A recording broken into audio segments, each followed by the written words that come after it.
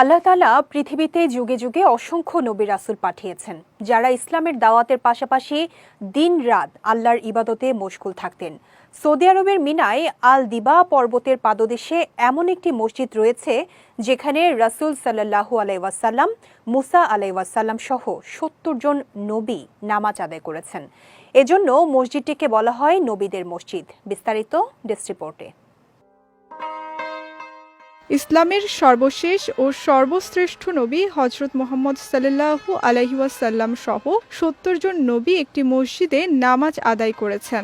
মসজিদের সামনে স্থাপিত সাইনবোর্ডে বেশ কয়েকটি ভাষায় লেখা রয়েছে মসজিদটির নাম, যেখানে বাংলা অক্ষরে লেখা রয়েছে আল খায়েফ মসজিদ।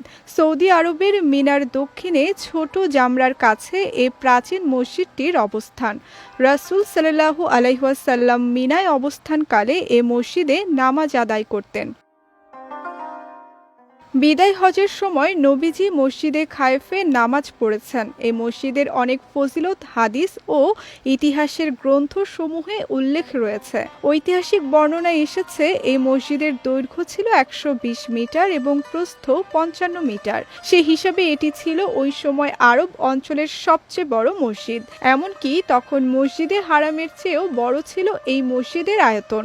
৮৭৪ হিজরিতে মিশরের মামলুকি সুলতান কাইতবাহ আল খায়েফ মসজিদ পুনর্নির্মাণ করেন।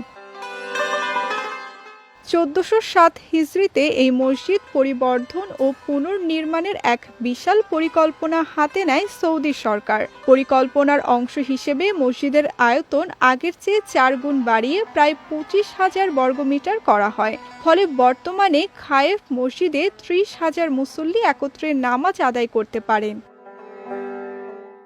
খায়েফ মসজিদ হচ্ছে মক্কার কাফেরদের বিরুদ্ধে মুসলমানদের বিজয়ের এক স্মৃতিচিহ্ন। ৫ম হিজরিতে ইহুদিদের প্ররোচনায় মক্কার কাফেররা মদিনায় হামলা করার সিদ্ধান্ত নেয়। এই লক্ষ্যে তারা কিছু আরব গোত্রের সঙ্গে সন্ধি চুক্তি করে। এই সন্ধি চুক্তি করার জন্য মক্কার কাফেররা যে স্থানটি বেছে নেয়, পরে সেখানেই খায়েফ মসজিদ নির্মিত হয়।